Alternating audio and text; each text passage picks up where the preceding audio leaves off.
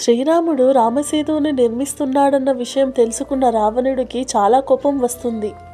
రావణుడికి ఒక కూతురు ఉంది. ఆమె పేరు సువర్ణ మత్స్యకన్య. రావణుడు ఆమెను పిలిచి శ్రీరాముడు నన్ను మోసం చేసి వంతెనకు నిర్మిస్తున్నాడు అని చెప్తాడు. అదే సమయంలో వానరులందరూ రాళ్లపై శ్రీరామ్ అని పేరు రాసి సముద్రంలోకి విసురుతారు. కానీ ఆ రాళ్ళన్నీ మత్స్యకన్యలు సముద్రంలోకి తీసుకువెళ్ళిపోతుంటాయి. శ్రీరామ్ అని పేరు రాసిన తర్వాత కూడా రాళ్ళు మునిగిపోవడం చూసి సుగ్రీవుడు హనుమంతుడితో చెప్తాడు. ఆశ్చర్యపోయిన హనుమంతుడు సముద్రంలో ఏం జరుగుతుందో చూడ్డానికి సముద్రం లోపలికి వెళ్తాడు.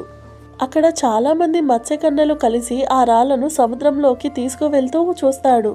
హనుమంతుడు సువర్ణ మత్స్యకన్య దగ్గరకు వెళ్ళి, ఓ మత్స్యకన్య, ఎవరు నువ్వు, ఎందుకిలా చేస్తున్నావు అని అడుగుతాడు. అప్పుడు ఆమె, నేను రావణుడి కూతురిని అని చెబుతుంది. అప్పుడు హనుమంతుడు శ్రీరాముడికి జరిగిన అన్యాయం గురించి ఆ మత్స్యకన్యకు వివరిస్తాడు. అదే సమయంలో సువర్ణ మత్స్యకన్య హనుమంతుడిని చూసి ప్రేమలో పడుతుంది. తనను పెళ్లి చేసుకోమని అడుగుతుంది. కానీ హనుమంతుడు తాను ఈ జన్మకి ఎవరిని పెళ్లి చేసుకోలేడని, తాను బ్రహ్మచారిగా ఉండాలి అని అనుకుంటున్నాడని చెప్తాడు. ఆ సువర్ణ మత్స్యకన్య తన తప్పును తెలుసుకొని ఆ రాళ్లను తిరిగి యథాస్థానంలో పెట్టేస్తుంది. ఈ కథ రామాయణంలో లేదు, కానీ కొన్ని జానపద కథల్లో ఈ కథను ప్రాచుర్యం పొందింది. మీకు కనుక ఈ కథ నచ్చినట్లయితే జై శ్రీరామ్ అని కామెంట్ చేసి మన ఛానల్ని లైక్ చేసి సబ్స్క్రైబ్ చేసుకోండి.